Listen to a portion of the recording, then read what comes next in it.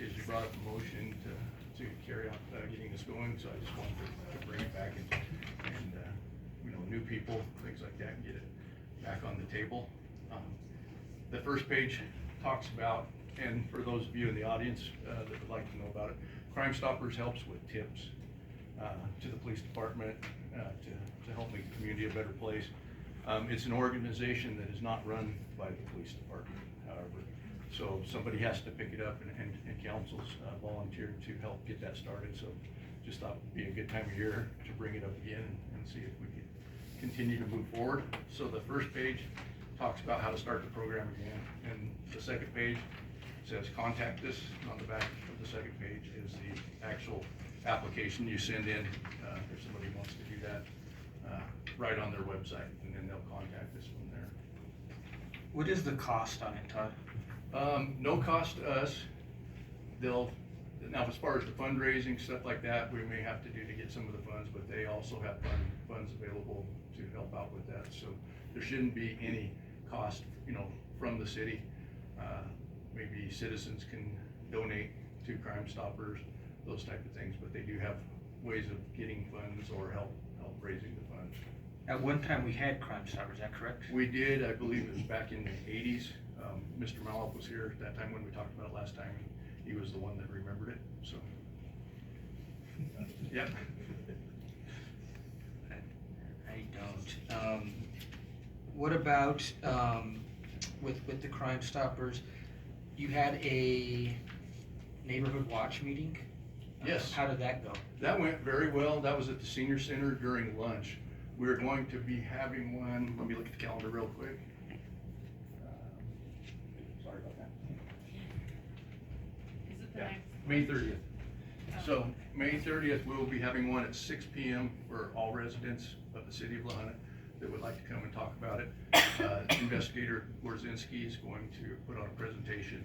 Most of us will be there to answer questions, to try to get this fired up again. And so that'll be the next step in it. And then after that, the neighborhoods that want it will have to form their own. We'll give them a liaison from the police department to help with meetings, any questions they may have. But the neighborhood watch is their program. We're just there to assist, and it's a great way to get more eyes out in the communities and help with the crime problem. Did you have a time for that on the 30th? Yeah, I'm sorry, 6 p.m. 6 p.m. Okay. 6 Is that at the on the senior 30th. center? At the senior center. There are flyers out. We'll get something on the websites. I'll get something out to Mr. Hart. I know Thank you. They have signage, different things that Yes. neighborhoods might want that they'll be raffling off, that are like, I don't know, there's Yes. like prizes for neighborhoods that show up and show interest in some sort of Kickstarter items that they were giving out. And we'll Absolutely. be giving out a big sign on the 30th. Yes, and that's Mr. Pauly who's come up with this Okay. and really wants to get involved in our community. Yeah. So he's helping out with that. So there will be some signs, some small stickers and stuff we can have. But the neighborhoods that would like those big signs or bigger signs in their area, it would be up to them to purchase those and have them put up. I don't want to speak for Martin, because Montoya, the city engineer, but the previous city engineer helped put up the signs and the city approved that. That's something we'll probably have to ask the new interim and council again. They didn't purchase the signs, but they would help them put them up to make sure they're up legally and everything. I'll just say on that point, Mr. Pauly is, as a citizen, has put out probably $800 of his own money to buy signage and stuff to give away. So it's somebody in your community that's doing something really good and trying to help out. So Yes, he is. involvement by all would be appreciated. So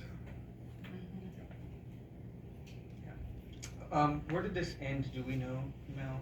Like the last time this came to?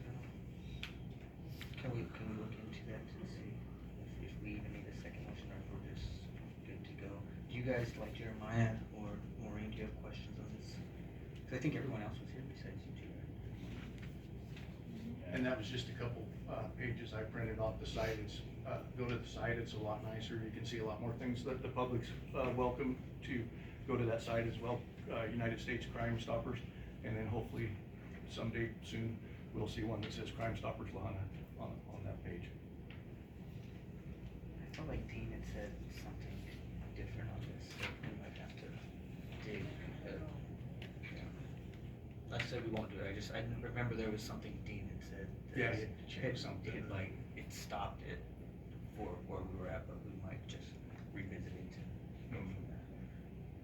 I do wanna mention though, on Crime Stoppers, even though we don't have it now, you can still call the PD for anything that happens. It frustrates me so much when people say, oh, this happened, and I'm like, would you call the PD? Well, no, that doesn't help anything. They can't do anything they don't know about. It's hard enough to do stuff when you do know about it, but if they're not letting you guys know, you guys are Yeah, already starting absolutely. bad. Sometimes I find out stuff on Facebook myself, and I'll call into dispatch, and hey, has this been reported? And can you look into this? So, please call. If it's not an emergency, just call 719-384-2525. We have somebody sitting in that chair 24/7 that can get officers there. They may not be able to get there right away if it's not an emergency at that moment, but they will eventually get over there, and if they don't have anything going on at that time, they'll get over there right away. Anything else you wanna bring to our attention, sir? I think that's all I had for tonight, and thanks for giving me time. Thank you.